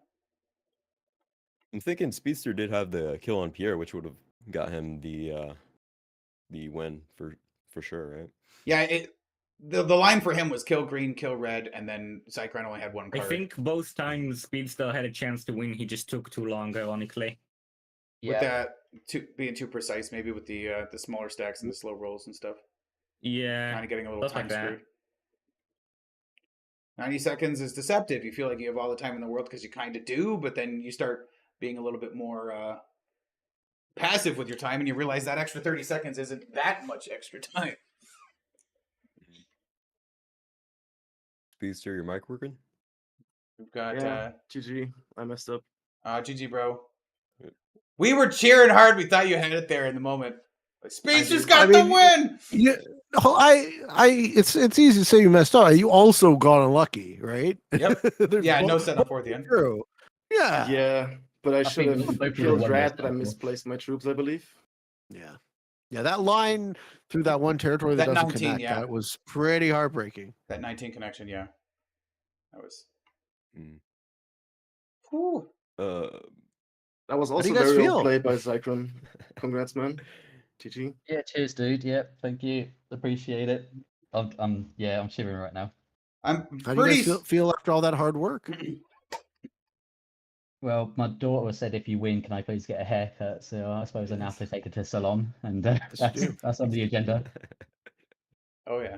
Yeah, I don't know if you guys saw my position turn 1, but I told my chat, I was like, okay, 6th position, I'm all on the right side. I feel like this is a like recipe for disaster. But Zycron ended up letting me move through the portal after nobody was gonna let me hold the bonus. Yeah, which- why I did saw you that. do I saw that too, yeah. What was the thinking there? I did that. So Speedster had lines on me practically everywhere, and that top left position was the only position he didn't have lines on me, or directly at least. So I knew if I moved out of that portal, that Truth would want to move in because he doesn't have a position on the left, and then that way he wouldn't be able to get me. That was my thought process. But then by the time the big important traits did come, like Silent didn't guard me, which I was hoping he would have done. He did have the trade on 4, so that was probably why. But yeah, he had the lines on me regardless. But that was the intention on that. I'm curious. I'm guessing Speedster, you were killing Zycron 100% if Silent Legend traded on 4, right? That's my prediction there. Pretty sure you were lining them up. No, we lost him. He's probably talking to chat. I bet he's streaming. Honestly, Truth Powers was gonna be my target if he stayed in the way of the white kill. So Oh, okay. I was kind of lining black and white up. But I was thinking your Yeah. lines on white would have been better than me because I had a bunch in the yeah, you corner. were pretty guarded pretty well. He was also guarded pretty well until Red stepped off.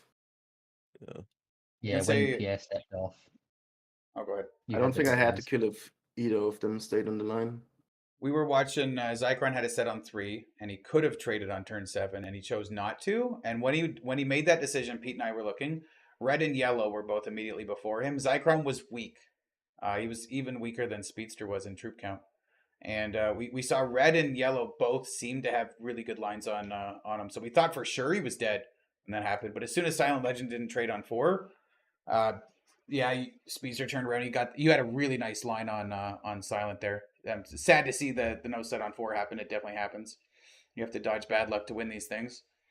Yeah, I But, was so focused on red, and then all of a sudden Silent didn't set. I'm like, wait, hold on. Yeah, 100%. Really winning you to go for that kill instead of mine, because like you had better lines on Silent, despite like probably trying to go for me all game. And I was just like, go on, go for him, and just like mess up or something. Please don't kill me. I definitely had some game. It was a great finals. I was very happy seeing how that all played out. Everybody was trying to make their positions. Truth with a nice little sneaky portal play to get up in that top left. People trying to hide in their corners. I like Truth trying to bully for the bonus, and then you guys are like, no. And he's like, okay, but I had to try. But okay. I tried to get them all sympathetic for me since I had a bad spawn, but that didn't work. Yeah, sympathy in the finals of the tournament. You guys just have a little sympathy for me.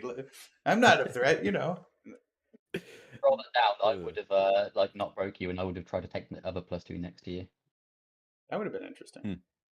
Mhm. That would have been interesting. But Tolber 1 started being quite antagonistic towards me, breaking the alliance, then sending me alliance, and then accepting it, and then sending me a thumbs down, then breaking it. He did like 2 times. Okay, that's So I was funny. like, okay, well, this is not going to work. He also fortified his stack over to make sure if you did take it, he was going to threaten to roll you. I did Yeah, recognize yeah, if I you saw did that. take that bonus, it was basically only white or green that could stop you from holding it based on how the stacks were. So if like if you did get a good enough roll and green couldn't, and white did take, like if Zychron took the other bonus instead of breaking you, it would have been neat to see if you guys actually got to hold that or if everybody else would have teamed up. Yeah, I had a feeling that if I didn't get the bonus, I was probably going to lose because you know how it is in last position. But I obviously sometimes there's just not the chance to go for something that could save you because the other players are smart enough not to let you have it. Yeah, you had no set on 3, I Unfortunately, huh? guess. Yeah. What's that? You had no set on 3 there on the second set? No, No. dude, the worst part is I had the wild card, but no set on 4 without it for the first trade. So I had to Oh, use it. Yeah, it was sad, but we saw Zychron trade in the triple dudes and get one back, and we were like, "Yep, got to trade in the triple dudes. Don't trade in the one of each." yeah. It was a great bunch of fun to watch. How does it feel to be rich from playing Risk? Yeah, I don't know. Like winning the World Cup and then winning this, and yeah, I've made it quite lucrative just doing a bit of a hobby. But happy days. Well, you guys are all going to be bumped way up on Saber from this, I bet you. Right, this is going to be really good for all the finalists, and particularly for the champ, I'd imagine. Zychron's sitting at 24th place overall, folks. Ooh. Before this game was applied, and I can't wait to see. You definitely reach top 10 from this, I bet. All depends on the Saber system, what everybody votes for it, right? We have in my opinion, Yeah. this is the most intense, Assuming best structure, it gets, best settings. So we'll see what assuming people it gets vote. equal rating to last season. Or yeah, Assuming. I think it should get an appropriate rating based on, but we'll discuss that. That's fine. We have a couple people in the rating that are they got eliminated early in the tournament, so they have a grudge. Kind of having this like recognition that like I can complain about luck in the finals, but if you look at like all my other games, how lucky I've gotten, it's incredible. Well, I think that's why people who complain about luck in the finals of a Risk tournament don't really know what they're talking about, because they're not. They're taking the game in isolation as if it is a game in isolation, which it isn't. Right? It is the combination of a ridiculous run of both really good luck and massive skill from all 6 players. I'm really impressed to see what it took for you all to get there. You all had like very different, very interesting stories. So this was very satisfying for me to watch. It also was something that, as I've said throughout the entire time, I really hope that everyone's experience of this is fun, right? I really, really want you all to have fun, and I hope you did, because that's what it's all about, really. Right? We're a community of people. We're trying to have a good time together. Thank you guys for playing. Yeah, this was a great congratulations tournament. to you guys, boys. Well played, everybody. What's up, Escape? Thanks, Yeah, Escape. definitely. What's We up, also guys? have What's up? last season's champion in the chat, Blazin. Blazin has to pass the crown. Yeah, you want to hand that over to your fellow United Kingdom friend? He's muted. Byron, thanks for making me rich on Pete's Twitch. Thanks for making me rich. There you go. You deserve. Nobody deserves. 240,000 points, baby. Nobody deserves those tummy smacks more than you, Escape. All right, guys. I want to say a couple of thank yous. I want to say thank you to the players. Congratulations to Speedster, to Silent, to Zychron, to Pierre, to Tolbarone. Congratulations to who did I miss? You missed the champion. I missed Zychron. Maybe congrats to him too. Yeah. Congratulations, Zychron. And thank you guys for playing. Thank you to Spud for organizing this tournament. Thank you to Drew for doing all the work behind the scenes, keep the automation going. Really extra special thank you to all the event helpers who did so much work behind the scenes to put this together and keep it running. I try to say thank you a lot because I want you guys to know and I want you guys to feel how grateful I am. Extra special thank you to Kyle for all that you've done, making the tournament as fun and as fair, as competitively viable, making sure the settings didn't stalemate. Got to throw that settings team in there for thank you. They worked real hard for me. Everyone worked in concert to create a experience that I value, tremendously. I know and I can feel that we're on the right track as far as growing this beautiful community into what I'm sure is its destiny. I'm more sure of that than ever before. And I just want to thank you all for watching, folks. Thank you for being a part of this. I love you. And for all of you on the path to world domination, good games Yeah. and good luck. Well, there you have it. Wow! Got you, bro. Has anyone thanked you, Pete? You don't have to thank me. You thank me every day. Thank you for Well, that I dinner you don't- promised me. Thank I you, wanna Kyle, thank for you, all these Pete. awesome settings, by the Do we way. really thank Pete every day, or are we just saying that we thank Pete every day? I wake You up think- and yeah.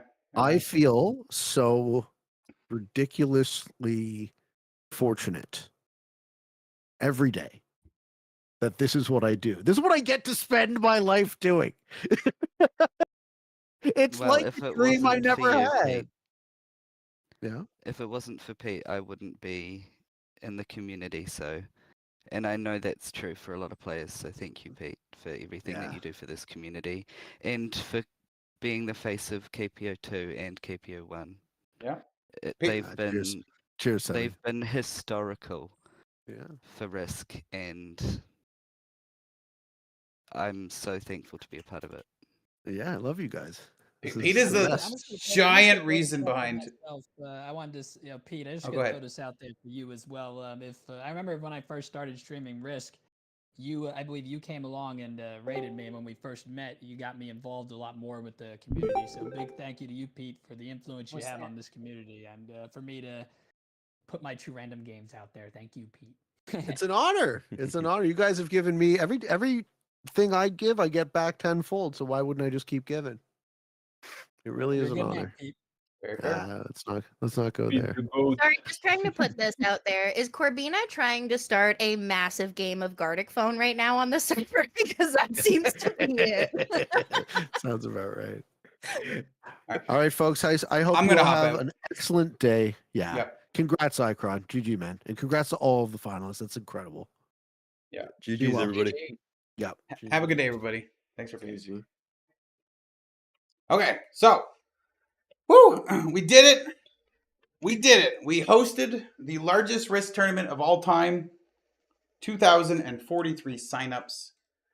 Let me show you guys exactly what happened here. It is unbelievable how this system worked. I know it's a notepad file. I know I am not the most technologically gifted person, but I'm good at some things. And what we did here is we had a 13-round tournament. And if you can see, I know these numbers are small. We had 2,043 signups.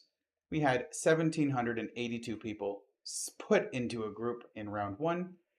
Round 2, we had 1,521 players still remaining. Round 3, 1,352 players. And you see we drop a couple hundred players every week. Every round is a week. We began at the start of 2024 in January. I believe in January 8th. The second week of January we begun. Dropped down to 1,100. Round 5, 851. Round 6, 573. Round 7, 368. This is the week Kill Pete got eliminated. He didn't make round 8, I'm pretty sure. And we had 242 contestants in round 8 fighting for that top 96 position for round 9. This is essentially where the tournament took off in a more competitive fashion with winner only advancing. No more point system.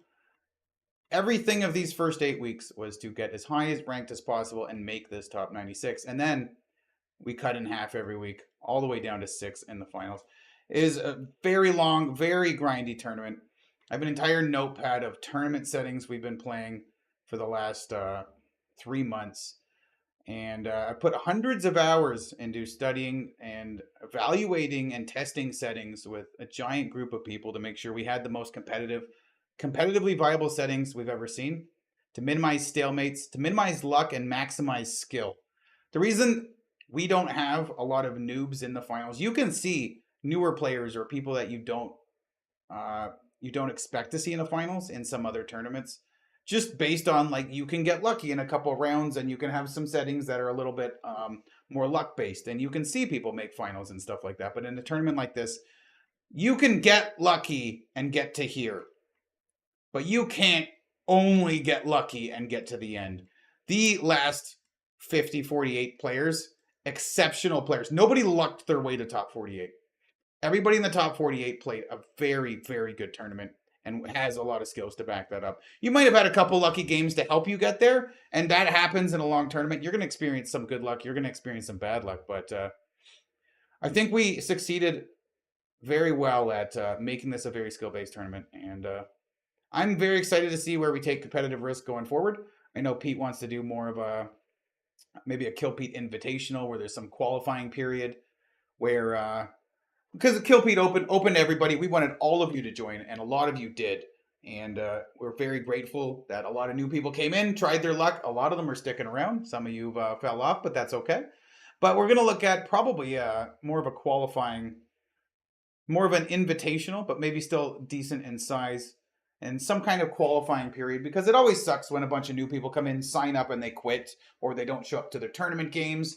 So some tournament games fire with like a couple bots replacing players, and that kind of messes up the first few rounds of the tournament. And in a big open, we expect that because it's worth it. We want to bring new people in, but it does take away a little bit from the competition, as some people get destroyed by a bot where they had no chance otherwise, or some people just get free bot kills and it helps propel them a little further in the tournament, and they get an easier road than some other players. So I'm excited to see what we can do to build on this. Very grateful all of you are here spending your time with me on YouTube as I'm trying to broadcast this to you. Yes, we got the nice shirt on today. Thank you for the nice comments and all the love in the chat. I did have a couple super chats come in that I couldn't speak to during the stream, but I'm very appreciative for everybody's support. And just in general on my channels, both my YouTube channels and my Twitch. And I do get a lot of support and love from all of you, and I very much appreciate that.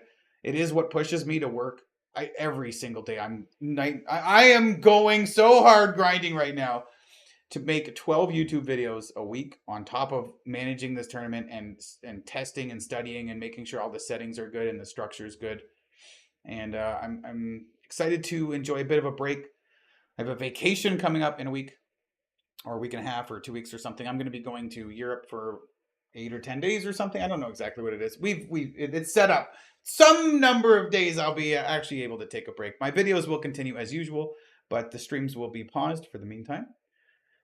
And then yeah, we'll have more conversations later on the next stream. So I'm going to close this off for today. Thank you all for spending your time with me. I very much appreciate it. There's a 5-minute delay on this, so I'm going to end the stream, and I don't know if it's going to cut out and even take the last 5 minutes, or it's just going to cut off abruptly. But I very much appreciate all of you being here with me, and I'll catch you guys later.